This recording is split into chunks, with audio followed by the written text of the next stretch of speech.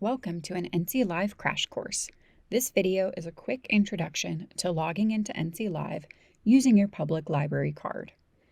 We'll start on the NC Live homepage. To log in, select your library in the top right corner. You'll see the drop-down menu to choose your library. If you are unsure of which library is your local public library, you can view the map. You'll need to have a library card before you can log in to NC Live. If your library uses an NC Live password, you can select Use Alternate Login and enter the password.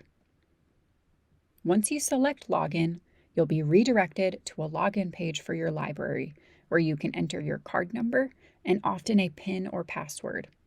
Libraries have the ability to customize this page to fit the needs of their patrons, so you won't be prompted to enter a PIN number if your library does not use PIN numbers for authentication.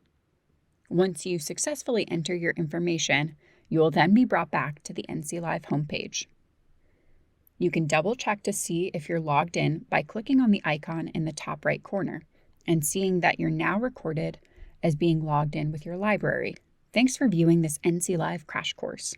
If you're interested in learning more about our resources, subscribe to the NC Live YouTube channel by clicking on the subscribe button below.